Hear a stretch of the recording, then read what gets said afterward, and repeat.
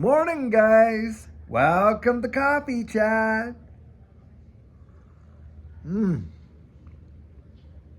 Wow. Guys, that is and was my first sip. Now, hoping you can get to see the steam coming off my cup, and it's kind of funny to say that because, of course, if you can see the steam coming off my cup, what I'm really saying is I'm hoping it's getting cooler, which is really not the case. It's just sometimes, don't you just love to see the steam rising off your cup? Now, I can see it, but I don't know if you can see it. But I don't know, something about it gives me just that kind of, very comforting feeling. Maybe it's like sitting in front of a nice fire or something like that, and you just, watching the fire go. It's just kind of like that, but I love seeing steam coming off a cup of coffee, I'll tell you what. Wow, wow, wow. Guys, do I have an article to talk about today? And kind of, because of course this is Coffee Chat. Now, this article is about Starbucks. And Starbucks has come out and said, listen, we're not going to be doing any more big time deals and stuff like that. And we're going to be cutting back on doing those deals. In fact, what we're going to do we're just going to go out there and promote the specialty drinks and things like that. We're just going to get right out there with the promotion. And of course, the reason why is so telltale. The fact is, we've watched prices with a lot of these places, go up and up and up. And of course, due to this big, knee-jerk inflation that has just kicked in with result of all the economic, helicopter cash and everything, when this was all going down and they were just like funneling it out like crazy. And of course, they knew what they were doing. I mean, these economists, they're not idiots. They saw what was coming down the pike, but of course, they want us to believe, oh, well, we have to react. We didn't. No, it's all planned. This is just a planned game. But needless to say, Starbucks is going to come out there and they're going to cut, any kind of discounts and promotions and things like that and on and on and on. Because why? They can't even make money selling the coffee at the discount. In fact, they're losing it, discounting the product, trying to bring more people in. It hasn't brought more people in. That's the point. Because if the discounts had worked and they actually brought more people in and so they saw greater volume, and as a result of the greater volume, their bottom line was affected in a positive way, didn't happen. That speaks volume. So what are they doing? They're cutting those discounts. They're going back to regular prices because hey, we're not seeing that much difference in the clientele of what we got before. But I think when they do that, it's going to even hurt more. Why? Because less people are going to start showing up. That's why. The hard knock loyals that love going into Starbucks 1, 2, 3 times a day and stuff like that, they were benefiting from a lot of those, discounts, and they were willing to actually, hey, at least I'm getting a discount. There's one thing I don't have to let go of is, hey, my cup of joe kind of deal, right? Now, when they get off of this thing, they didn't see the folks that were kind of on the sidelines. Well, I can do with Starbucks or I could do without them. The discount's not motivating me to go spend that expendable cash on that cup of coffee, 1 or 2 a day, $5-10 a day or stuff like that. So I'm just not going to do it, even with the discounts, so they didn't see that increase in traffic, right? Well, I think with these guys going up there, that the ones that were sitting there, thinking, hey, faithful, loyal, hardcore, Starbucks drinkers and things like that, they're going to be thinking twice. Maybe it's not going to be 3 cups a day. Maybe it's only going to be 2. Or the guys that do 2, it's only going to be 1. And the guys that do 1, it's going to be none. And I think Starbucks is really going to start feeling that pinch too, just like every other major retailer has. I mean, you got even some of the most inexpensive retailers out there like Dollar Tree and Dollar General and this and that. And just over the last few months, the number of locations that they have had to close down due to no traffic. Guys, they're not closing them down because the rent's too high. They're closing them down because they don't have the traffic and people aren't out there shopping. And why aren't people out there shopping? Because most folks, guys, don't have it. They just do not have it anymore, and they're having to just really tighten their belts and focus on, hey, keeping the roof over the head, keeping food in the fridge, stuff like that. And some people making decisions, hey, let's be honest,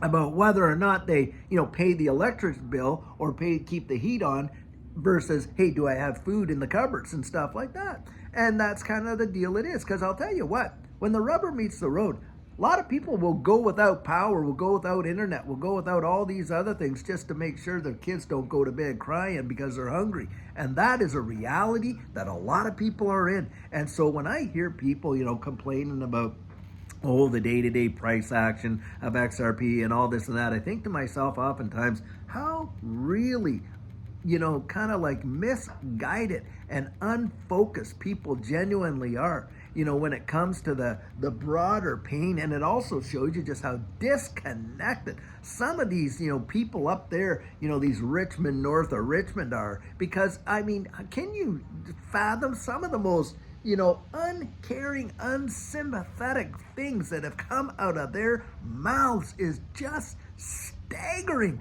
When you think about that, it's almost like Marie Antoinette said, well, if they can't have bread, let them eat cake. And what she was saying at the time wasn't cake as we know it, like cake with icing and stuff like that. No, it was the cake that was on the side of the drums, for where the bread dough was. And she was saying, well, if they can't eat the bread, let them eat the scraps. And that's just and look what it led to. It led to kind of, a massive revolutionary change, didn't it? And I do believe they are pushing people to the point where they are going to break. I love what Gerald Salante says. He says, when people lose everything, guess what? They lose it. They lose it.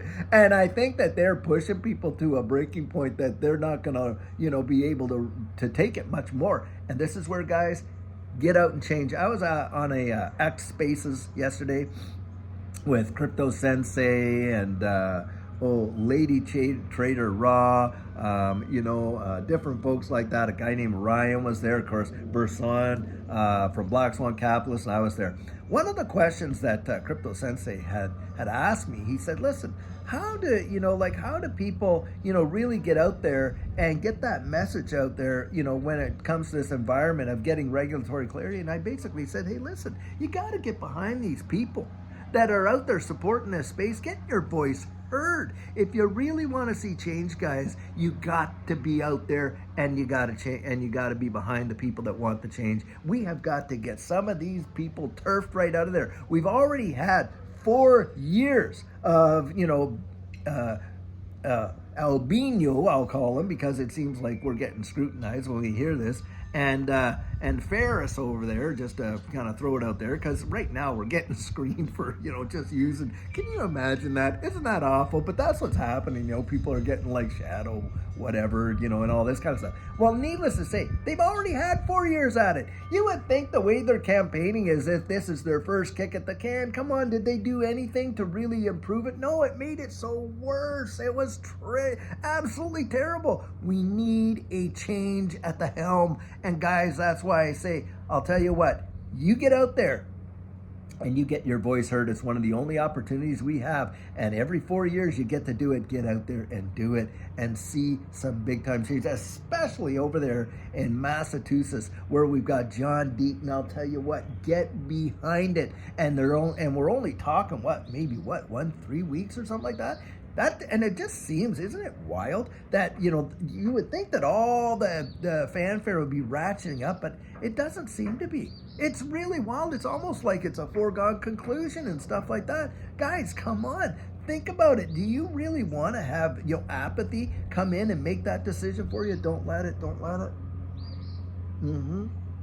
We need a change, and we need it big. People are genuinely hurting. And this thing with Starbucks, for them to come out and do that, wow, oh wow, you just have to read between the lines, and boy, what do you see? Well, I'll tell you what I see. I see a world of trouble and hurt, and it speaks volumes. You don't have to be so far out there to not really realize what's going on in these countries, right? We see it all over Great Britain, same deal. Australia, same deal in Canada, same deal around the wide world as it is right here in the United States. Don't think that we're all feeling it, guys. Do you think that somehow, some way, that this is just happenstance around the wide world at the same time? No, all these central banks are working in lockstep, and that is exactly what's going on. When all the interest rates were coming up, they all did it in lockstep, didn't they? And the thing is this, do you really believe that genuine inflation's been reduced?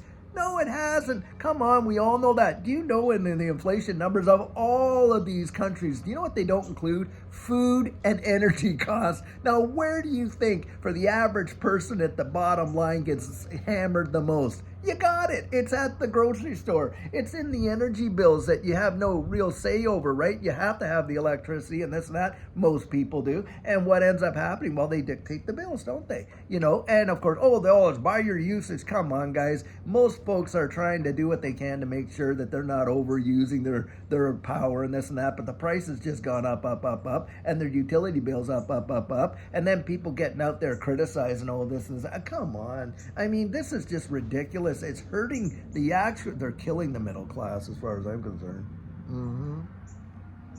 There ain't going to be a middle class. It's going to be the ones that have and the ones that have not, and that's it. And it's almost like they want to bring us right back to serfdom. In fact, I really believe that's the goal when it's by 2030. You'll own nothing and be happy. Who in their right mind genuinely believes they'll be happy owning nothing? Really? You really believe that? But that's the kind of taglines that they sell as if it's going to be some Star Trek type utopia when we know that's hogwash. It'll be for them and not for us. Yeah, they can, poly all around in their Lear jets and this and that. Party like you would, remember that song, Party Like It's 1999? When you see all of these, big meetings that they hold in, all these places around the world and that, and they're all getting there in their private jets and, getting picked up in their, bulletproof limos and all this and that. I'm telling you guys, they are doing nothing but partying. It is truly crazy. People have reported on it, took even pictures of it, and on, and it's just outrageous. And yet, you and I, they want us to sit back and suffer. Well, I'll tell you, oh glory, you fly right there. I'll tell you right there. We have got to get behind what these things right here stand for, what people believed in, why they actually went out and did it, and for the sake of light, the pursuit of, happiness and freedom and liberty and what that means and that kind of thing. I mean, you got in the UK, the birthplace of the Magna Carta. Now look what's going on. It's almost as if, people don't even have the ability to share thoughts anymore. It is truly outrageous. And how the majority are being bullied into allowing it. Change is coming, guys. We want to be at the forefront, the tip of the spear of that change, not sitting back on the other end of it. Remember Simon and Garfunkel? I'd rather be a hammer than a nail. Wouldn't you? I'd rather be the one, out there than the one getting pounded right into the ground. But that's how they want us to be. So this is how I think about it, guys. We got to get out there and really make sure that what we have to say counts this time around, to be sure. Well, guys, I sure hope you're having an absolutely fabulous start of your week. Monday morning looks beautiful out here, and I just cannot wait to see what's coming down the pike. I think we're going to see a lot of great things and changes. Guys, let's just be a part of it. And I'll tell you what, until later on today when we have a fabulous video for you, have a great one and take care.